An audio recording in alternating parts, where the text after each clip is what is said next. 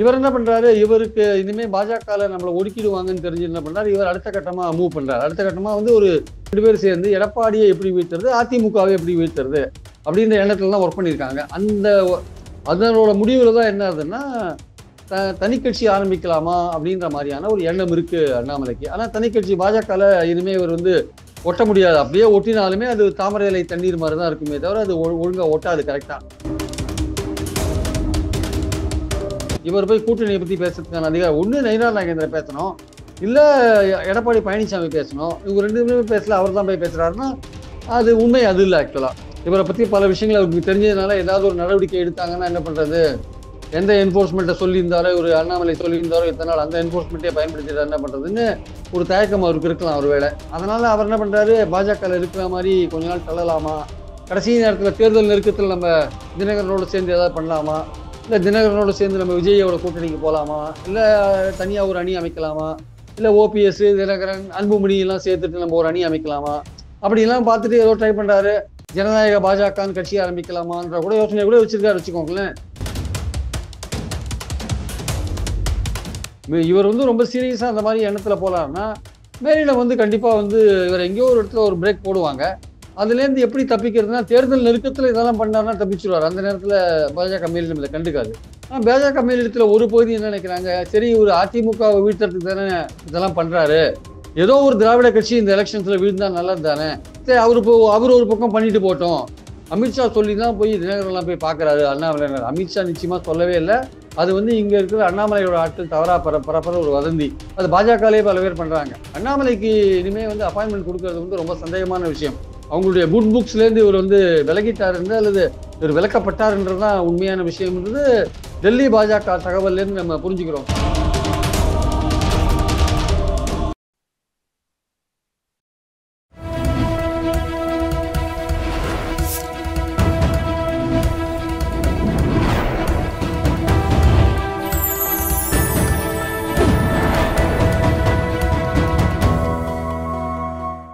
Channel 5 Tamil நேயர்களுக்கு வணக்கம். இந்த நேர்காணலில் நம்மோடு இணைந்திருப்பவர் மூத்த பத்திரிகையாளர் திரு பிரியன் அவர்கள். வாருங்கள் அவரோடு பேசுவோம். சார் வணக்கம் சார். வணக்கம் சார். சார், சமீபத்தில் டிடிவி தினகரனை அண்ணாமலை அவர்கள் சந்தித்த உடனே எல்லாருமே பேசக்கூடிய கருத்து என்னன்னா, அண்ணாமலை அவர்கள் தனி கட்சி ஆரம்பிக்க போகிறார், பிஜேபியில இருந்து வெளியே வர போறார் அப்படின்றதுதான் ஒட்டுமொத்த ஒரு பேச்சாகவே இருந்தது 2 நாட்களாகவே. உங்களுடைய கருத்து என்ன? அண்ணாமலை நகர்வுகள் எப்படி இருக்க போகிறது அடுத்து? இல்ல, அண்ணாமலையை பொறுத்த மட்டும் வந்து போன பார்லிமெண்ட் தேர்தலில் வந்து பாஜக ஹைகமாண்டுக்கு வந்து ஒரு பெரிய நம்பிக்கையை கொடுத்தாரு. நம்ம தனியாவே வந்து 6-7 சீட்டு வின் பண்ண முடியும்ன்ற நம்பிக்கையை கொடுத்தாரு. அவங்களும் வந்து ஏடிஎம்கே கூட்டணிக்கு கடைசி வரையும் ட்ரை பண்ணாங்க. அது நடக்கல. அது எடப்பாடியும் வந்து அண்ணாமலை மேல உள்ள கோபத்தினால கூட்டணிக்கும் ஒத்துக்கல வச்சுக்கோங்க. ஸோ அதனால வந்து அந்த எலெக்ஷன் முடிஞ்ச பிறகு பாஜகவும் அதிமுகவும் ரொம்ப மோசமா தோற்றதுனால வந்து பாஜக ஹைகமாண்ட் வந்து அண்ணாமலை மேல ஒரு கோபமாவே இருந்தாங்க. ஸோ இந்த சூழ்நிலை போயிட்டு இருக்கும்பொழுது தான் இந்த டுவர்ட்ஸ் அசம்பிளி எலெக்ஷன் நோக்கி போகும்போது நம்ம கூட்டணி மாற்றணும், அதிமுகவோட கூட்டணி அமைக்கணுன்ற ஒரு விஷயம் வந்தபோது அப்போ அண்ணாமலையை வச்சுட்டு நம்ம அதிமுக கூட்டணி அமைக்க முடியாது. ஏன்னா எடப்பாடிக்கும் அண்ணாமலைக்கும் உள்ள அந்த முரண்பாடுகள்னால நம்ம ஒழுங்காக அந்த கூட்டணியை கொண்டு போக முடியாதுன்ட்டு தலைமை பதவியை அண்ணாமலையை மாற்றினால்தான் கூட்டணின்னு சொல்லவே அண்ணாமலையை மாற்றிட்டாங்க. ஸோ அண்ணாமலை மாற்றப்பட்டதற்கு எடப்பாடி தான் காரணம்னு அண்ணாமலை அவர் என்ன நினைக்கிறாரு, தன்னை வந்து மாத்திட்டாங்க. அவர் இத்தனைக்கும் கடைசி வரையும் போய் முட்டி மோதினார் ஹைகமாண்ட. நீங்க அதிமுகவோடய கூட்டணி வச்சுக்கோங்க, நான் உழைக்கிறேன், நான் வந்து இதுக்கு எதிரெல்லாம் வேலை செய்ய மாட்டேன், இந்த கூட்டணியோட வெற்றிக்காக உழைப்பேன்லாம் எவ்வளவோ கெஞ்சி பார்த்தார். அவங்க இல்லை முடியாது, எடப்பாடி ஒத்துக்க மாட்டேன்னாருன்னு இவரை மாற்றி விட்டாங்க. இவர் மாற்றினதுக்கு அப்புறம் இவர் வந்து ரொம்ப இதாயிட்டார், ரொம்ப கோபமாயிட்டாரு. ஆனால் அதை வெளிக்காட்டிக்க முடியாதபடி இருந்தார். ஏன்னா அவருக்கு அப்போ என்ன பண்ண சொன்னாங்க, உங்களுக்கு தேசிய அளவில் ஒரு பதவி கொடுத்துருவோம் அப்படின்னு சொன்னாங்க.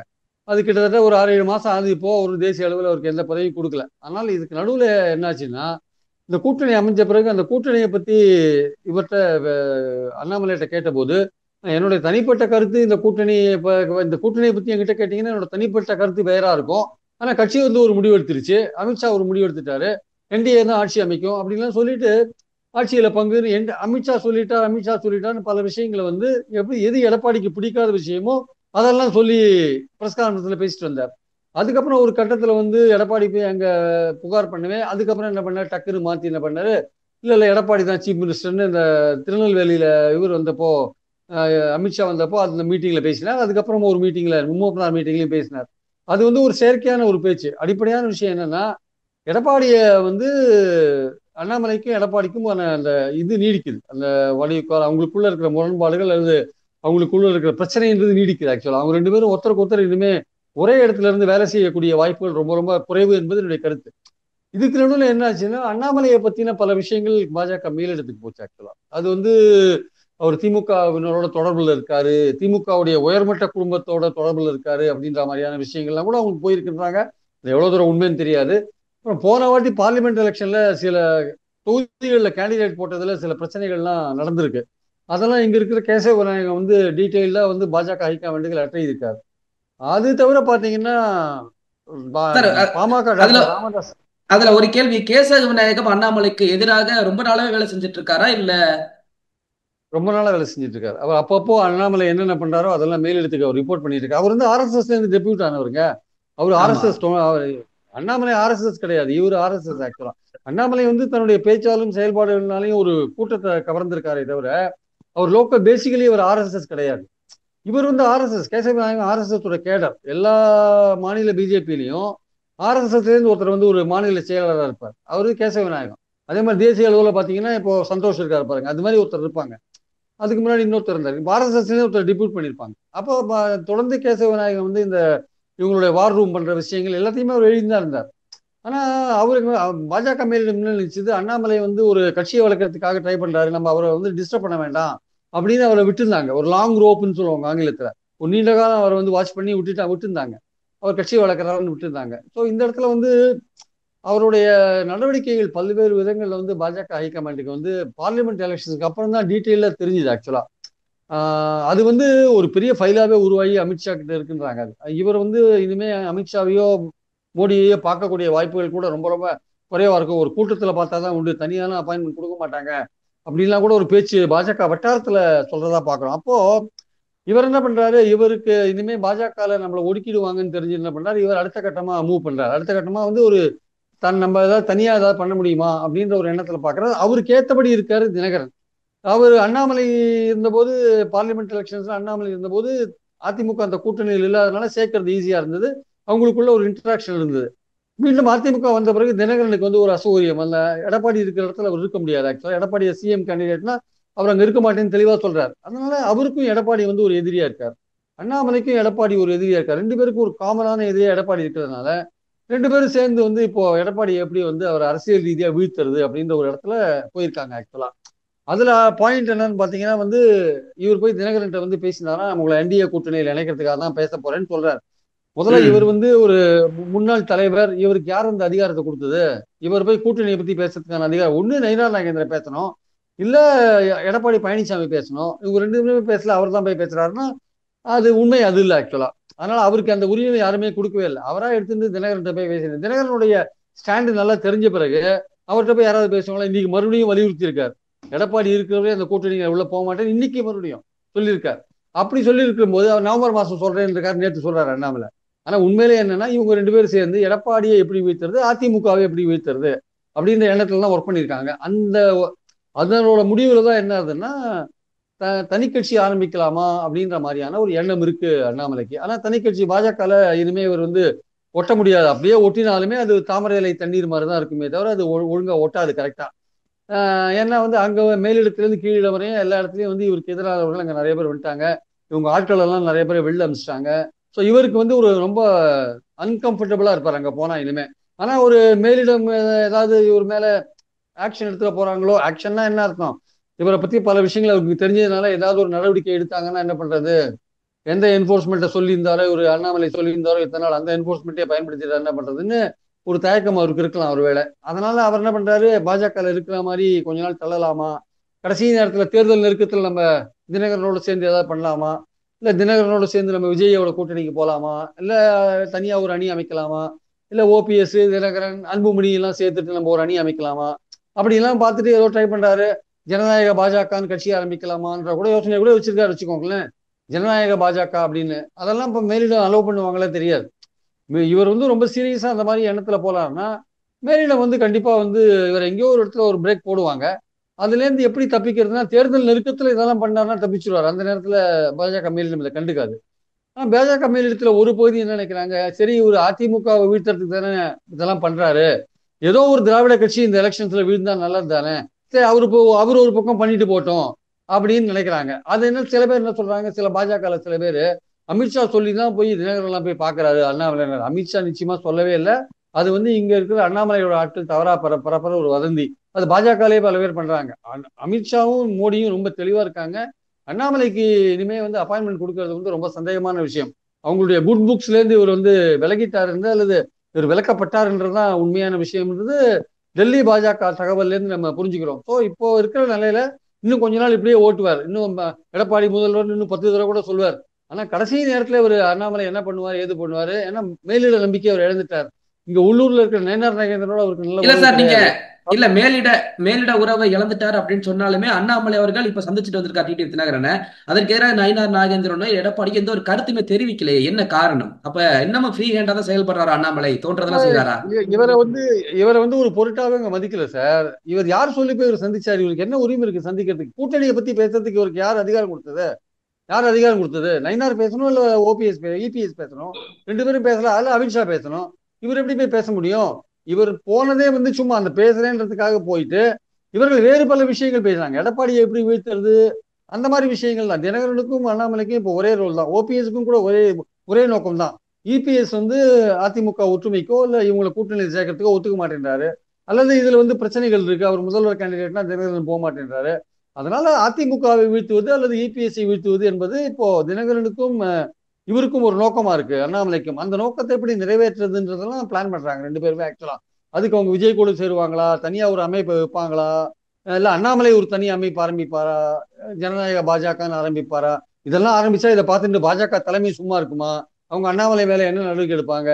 இப்ப பாருங்க, இப்ப பெரம்பலூர்ல எல்லாம் கூட்டம் இருக்கு. இப்ப பாத்தீங்க இலங்கை போயிட்டாரு அவர் ஆக்சுவலா. இப்ப கடந்த ஒரு மாசமா பாத்தீங்கன்னா பாஜகவோட அபிஷியல் கூட்டத்தில் எதுவும் அவர் கலந்துக்க மாட்டார்.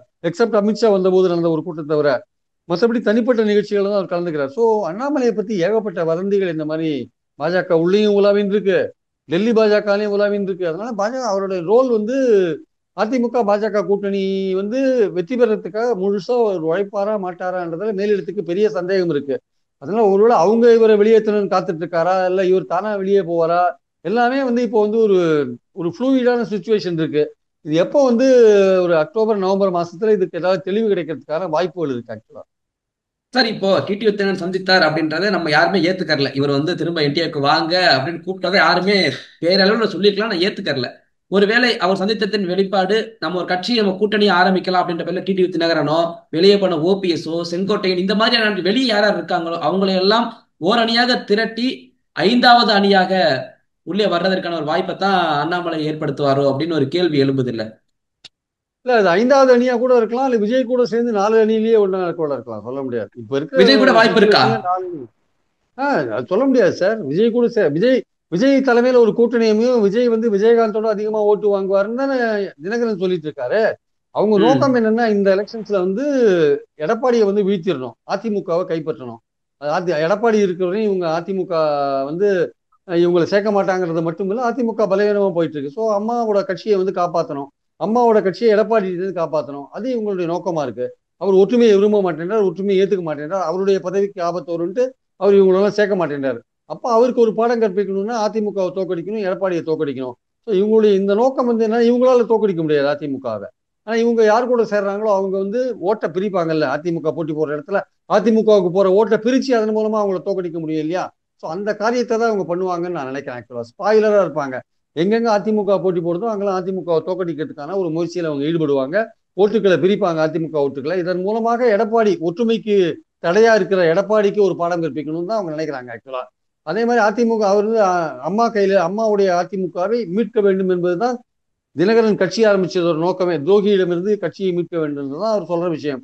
அதனால அதிமுகவை வந்து எடப்பாடியிலிருந்து மீட்க வேண்டும் என்றதுல தினகரன் உறுதியா இருக்கார். அதனால அது கூட சேர்ந்து ஓபிஎஸும் அது கூட சேர்ந்து செங்கோட்டையனும் கூட அவர்கள் கூட சேர்ந்து போடலாம், சேர்ந்து அவங்க வந்து இந்த விஷயத்துல ஈடுபடலாம். அதே சமயம் வந்து விஜய் கூட சேர்ந்து அது இன்னும் 4 அணி 5வது அணியா போகாம 4 அணியா கட்டமைக்கிறதுக்கான ஒரு முயற்சிகள் கூட இறங்கலாம். ஸோ வர நவம்பர் டிசம்பர் மாசம் பல விஷயங்கள் வந்து தமிழ்நாடு அரசியல்ல அதிரடியான பல விஷயங்கள் நடக்கிறதுக்கான வாய்ப்புகள் இருக்குன்னு நான் நினைக்கிறேன். இல்ல, எல்லாருமே இந்த நவம்பர் டிசம்பரை தான் மென்ஷன் பண்றாங்க. காரணம் என்ன சார்? இந்த அக்டோபர் முடியிற வரைக்கும் ஏன் வெயிட் பண்ணணும்?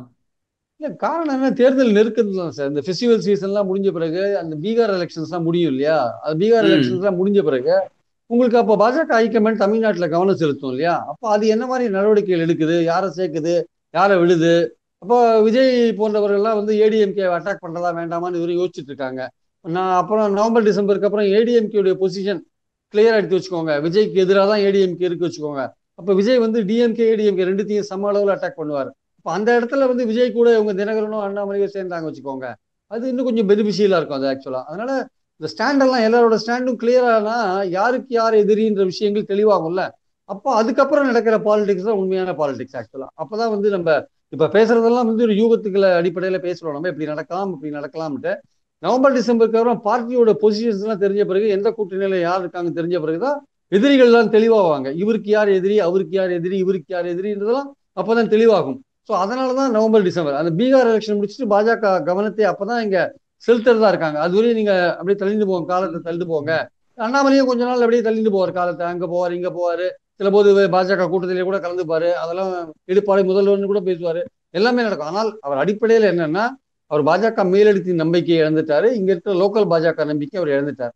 ஏன்னா அவர் மேல நிறைய குற்றச்சாட்டுகள் மேலெடுத்துக்கு போயிருக்கிறதா பாஜக தகவல் சொல்றாங்க நிறைய பேர். சார், நீங்க சொல்லும் போல எடப்பாடியை தோற்கடிக்க வேண்டும் என்ற இபிஎஸ் நினைப்பது ஒரு பக்கம் இருக்க, அண்ணாமலை அவர்கள் அவருடைய செயல்பாடு ஒருவேளை கட்சியை விட்டு வெளியே போனார், தனி கட்சி தனியா கூட்டணி அமைக்கிறார்னா பாஜக எந்த அளவுக்கு பின்னடைவை சந்திக்கும்? அவருக்குன்னு ஒரு கிரௌடை வந்து சேர்த்து வச்சிருக்காரு சார். இந்த கடந்த 3 வருஷமாக அவர் வந்து தடாலடி பாலிடிக்ஸ் பண்ணியிருக்காரு. தடாலடியா பல விஷயங்கள் வெளிப்படையா பேசியிருக்காரு. அதனால அவருக்குன்னு ஒரு, ஆனா பாஜக அடிப்படையா இருக்கிற அந்த கொள்கையின் பால் ஈர்க்கப்பட்டு பாஜக சேர்ந்திருக்கிற அவர்களை வந்து இவர் ஈர்க்க முடியாது. அவர்களை வந்து இவர் ஈர்க்க முடியாது. அவங்க அந்த அந்த கொள்கையில கமிட்டடா இருப்பாங்க. ஆனா இடையில வந்து அண்ணாமலையோட அந்த செயல்பாடுகளை பார்த்து இவர் மேல வந்தாங்க இல்லையா, அவர்கள் ஒரு கூட்டமா வந்து இவர் பின்னாடி போறதுக்கான வாய்ப்பு இருக்கு. இன்னைக்கே தமிழ்நாட்டுல பல இடங்கள்ல அண்ணாமலை நற்பணி மன்றம்னு ஆரம்பிக்கிறதுக்கான வேலைகள்ல இறங்கியிருக்கிறதா சொல்றாங்க. ஸோ அதனால வந்து ம் அவருடைய பேச்சு, அவருடைய செயல்பாடுகள் அதனால ஈர்க்கப்பட்டு வந்தவங்க வேணா அவர் பின்னாடி போவாங்களே தவிர, அடிப்படையா பாஜகவுடைய கொள்கை பால் ஈர்க்கப்பட்டு அந்த கட்சியில் இருக்கிறவங்க யாரும் இவர் பின்னாடி போக மாட்டாங்க. ஓகே சார், கடைசியாக ஒரு கேள்வி. அண்ணாமலை அவர்கள் பேட்டி கொடுப்பதும் சொல்லியிருந்தார், அதாவது திமுகவிற்கு எதிராக யார் பேசினாலும் அவங்க வந்து உடனே பாஜகவினுடைய பி டீம்னு சொல்லிடுவாங்க. ஏன்னா விஜய் பேசினாலும் உடனே பாஜகவினுடைய பி டீம் அப்படின்னு சாயம் பூசுறாங்க அப்படின்னு சொல்லி அண்ணாமலை கருத்து தெரிவிச்சிருந்தார். அந்த கருத்தை எப்படி பாக்குறீங்க? சார் விஜய் வந்து பாஜகவோட பி டீமா இருக்கிறதுக்கான வாய்ப்பே கிடையாது சார். ஏன்னா அவர் வந்து எடுத்த உடனே கொள்கை எதிரின்னு பாஜகவை தான் சார் சொல்லிட்டு உள்ள வர்றாரு. முதல்ல வந்த ம் உடனே வந்து அவர் வந்து பாஜகவுக்கு ஆதரவான நிலைப்பாடு ஏதாவது ஒன்று எடுத்தாருன்னா அவருடைய எதிர்கால அரசியல் அவுட் ஆகும். ஆக்சுவலா வந்து அவர் பெரும்பாலும் திமுகவுக்கு போற மைனாரிட்டி ஓட்டை வந்து குறி வைக்கிறார். அப்படி மைனாரிட்டி ஓட்டை குறி வைக்கிறவர் பாஜகவை வந்து கடுமையா அட்டாக் பண்ண வேண்டிய நிலையில இருக்கார். தேர்தல் இருக்கிறதுல ரொம்ப அட்டாக் பண்ணுவார். ஸோ அப்படி இருக்கும்போது பாஜக கொள்கை எதிரி பாஜக மட்டும் இல்ல, ஒவ்வொரு கூட்டத்திலையும் பாசிச பாஜகன்னு சொல்லி தானே வந்துட்டு இருக்காரு அவரு. அதனால பாஜகவோட பி டீமும் அவர் இருக்கிறதுக்கு திமுக ஓட்டை வந்து பிரிப்பார் அப்படின்னு சொல்றாங்க. ஆக்சுவலா பாத்தீங்கன்னா திமுக எதிர்ப்பு ஓட்டை தான் பிரிக்கிறார். திமுக அதோடைய ஓட்டு வந்து ஒரு குறிப்பிட்ட சதவீதம் எப்போதுமே இருக்கும். அதே மாதிரி பாத்தீங்கன்னா அந்த தோழமை கட்சிகளோட ஓட்டு குறிப்பிட்ட சதவீதம் இருக்கும். திமுகவுக்குன்னு அந்த பெண்களுக்கான திட்டங்களுக்காக அவங்களுக்கு போடுற பெண்களோட ஓட்டுகளுக்கு ஒரு பகுதி கொஞ்சம் இருக்கும். அதுல வந்து எந்த வித சேதாரத்தையும் இவர் உண்டு பண்ண முடியாது. மைனாரிட்டி ஓட்டுல சேதாரத்தை உண்டு பண்ணுவாரான்னா ஒரு 12% மைனாரிட்டி ஓட்டுல 2% அவர் எடுக்கிறதுக்கான வாய்ப்பு இருக்கு. ஏன்னா அதுல ஏன் அப்படி சொல்றேன்னா, மைனாரிட்டியை பொறுத்த மட்டும் சிறுபான்மையோர்களை பொறுத்த மட்டும் எந்த இடத்துல காங்கிரஸ் இருக்கோ அந்த இடத்துல அவங்க ஓட்டு போடுவாங்க. காங்கிரஸ் கட்சி இருக்கிற இடத்துல சிறுபான்மையோர் ஆல் இண்டியா லெவலில் இன்னைக்கு பாத்தீங்கன்னா சிறுபான்மையோருக்கு பாதுகாப்பா இருக்கிறது காங்கிரஸ் மட்டுமே இருக்கு. அதுதான் பாஜகவுக்கு மாற்றாவும் நாடு முழுக்க இருக்கு. அதனால காங்கிரஸும் திமுகவும் ஒரே கூட்டணியில் இருக்க வரையும் சிறுபான்மையோர் பெரும்பாலும் பாத்தீங்கன்னா வந்து பாஜக அணிக்கு தான் அவங்க ஓட்டு போடுறதுக்கான வாய்ப்புகள் இருக்கு. ரெண்டாவது வந்து இந்த பாஜக திமுக அணி தான் இந்த சிறுபான்மையோர் பெரும்பாலும் திமுக காங்கிரஸ் அணிக்கு தான் ஓட்டு போடுறதுக்கான வாய்ப்பு இருக்கு. ரெண்டாவது சிறுபான்மையோர் ஏன் திமுக காங்கிரஸ் அணிக்கு அவங்க ஓட்டு போடுறாங்கன்னா அவங்களாலதான் இந்த பாஜக அதிமுக அணியை முறியடிக்க முடியும் அப்படின்னு அவங்க நினைக்கிறாங்க. அதனால அதுக்கு தான் ஓட்டு போடுவாங்க. பாஜகவை முறியடிக்கிற சக்தி வந்து எதுக்கு இருக்குன்னா திமுக காங்கிரஸ் அணிக்கு தான் இருக்கு அப்படின்னு சிறுபான்மையோர் நினைக்கிறாங்க. அதனாலதான் திமுக காங்கிரஸ் அணிக்கு ஓட்டு போடுவாங்க. காங்கிரஸை வந்து அவங்க ஒரு பாதுகாவலராக நினைக்கிறாங்க. அதனால அதுக்கு தான் ஓட்டு போடுவாங்க. விஜய்க்கு அப்போ ஓட்டு போட மாட்டாங்களான்னா விஜய்க்கு ஒரு 2% ஓட்டு போடுவாங்க. போட மாட்டாங்களா சொல்ல மாட்டேன், பெருமளவுலாம் கிடைக்காது. அதை வச்சுட்டு தான் என்ன சொல்றாங்க, திமுக போற ஓட்டை பிரிப்பாங்கன்னாங்க. அது நடக்கிற காரியம் கிடையாதுன்னு என்னுடைய கருத்து. ஏன்னா விஜயினால பாஜக அதிமுக முறியடிக்க முடியுமானா அது சில தொகுதிகளில் வேணா போட்டி கொடுக்கலாமே தவிர வெற்றி பெறுவாரா இல்லையான்றது சந்தேகம். அவருக்கு இப்போ கூட்டம்லாம் வருது. இப்போ அடுத்தது எப்படி ஒரு தன்னுடைய பாலிடிக்ஸை கொண்டு போறாரு. இப்போ திமுக எதிர்ப்பு தான் ரொம்ப கூர்மைப்படுத்துறாரு. ஒரு திமுக எதிர்ப்பு கூர்மைப்படுத்த என்ன ஆகும்னா, திமுக எதிர்ப்பு ஓட்டுகள் இருக்குல்ல, அது அதிமுகவுக்கு போறதெல்லாம் அப்படியே விஜய்க்கு ஷிஃப்ட் ஆகிறதுக்கான வாய்ப்புகள் இருக்கு. ஸோ அதிமுகவுக்கு தான் வந்து பெரும்பாலான டேஞ்சர் அங்கே காத்துட்டு இருக்கிறத நம்ம பார்க்குறோம். நம்ம அதை அதிமுக புரிஞ்சுக்கிறாங்களா இல்லையா நமக்கு தெரியாது. அவங்க ஏதோ விஜயை வந்து கண்டுக்காத கண்டுக்காத அப்படியே ஒதுங்கி போகணும்னு நினைக்கிறாங்க. ஆனா உண்மையிலேயே வந்து அதிமுகவுக்கு போற திமுக எதிர்ப்பு ஓட்டுகள் அதுதான் அதிமுகவுடைய வின் பண்றதுக்கான வாய்ப்புகள். அதை வந்து அந்த அந்த ஓட்டை அவர் கொஞ்சம் எடுத்துன்னு போறாருன்னா அது அதிமுகவுக்கு பெரிய இழப்பு தான் அது ஆக்சுவலா. ஸோ அதனால வந்து பாயிண்ட் என்னன்னா வந்து இந்த இந்த இந்த விளையாட்டுக்கெல்லாம் நவம்பர் டிசம்பர் வரையும் போயிட்டு இருக்கும் அதுல ஆக்சுவலா வந்து. அதுல ஒருவேளை விஜயுடன் அண்ணாமலை சேரும் பட்சத்துல தேசிய அரசியல் பேசக்கூடிய அண்ணாமலை சேர்ந்தால் அது வேற மாதிரியான ரூட் எடுக்கும்ல சார். திமுகவுக்கு அவர் சொல்ற மாதிரி திமுக vs தாவேகா மட்டும் தான் ஒரு போட்டியாக பார்க்கப்படும்ல. அதிமுக அந்த போட்டியில வராம போயிடும்ல. அது காரணம் வந்து அதிமுக தன்னை பலவீனமாக வைத்துக் கொண்டிருப்பதுதான் காரணம். அதிமுக பாஜக ரெண்டுமே வந்து பாஜகவுக்கு இங்க நெகட்டிவ் ஓட்டு தமிழ்நாட்டில் இருக்கு. அதிமுக பலவீனமா இருக்கு. அங்க தினகரன் போயிட்டார், ஓபிஎஸ் போயிட்டாங்க, செங்கோட்டையன் அந்த பக்கம் போயிட்டாருன்னா, சசிகலா போயிட்டாங்கன்னா சவுத்துல வந்து ஒரு குறிப்பிட்ட கம்யூனிட்டி அதுக்கு ஏற்கனவே அதிமுகவுக்கு எதிராக இருக்காங்க. இவர் என்னதான் வந்து தேவருக்கு பாரத ரத்னா கொடுக்கணும்னு எடப்பாடி சொன்னா கூட அந்த கம்யூனிட்டி அதை நம்பாது. ஏன்னா இவர் அரசியலுக்காக பேசுறாருன்னு நல்லா தெரியும். 105 ஜாதிகள் வந்து கோவத்துல இருக்காங்க. ஏன்னா அந்த 10.5 கொடுத்ததுல அவங்க பாதிப்புல இருக்காங்க. அது நடைமுறைக்கு வந்தா பெரிய பாதிப்பு உண்டாகும்னு நினைக்கிறாங்க. ஆனா ரெண்டாவது வந்து அதிமுக என்ற கட்சியில முக்கியத்துவத்துக்கான அந்த இம்பார்ட்டன்ஸ் குறைஞ்சிட்டே போயிட்டு இருக்கு இல்லையா.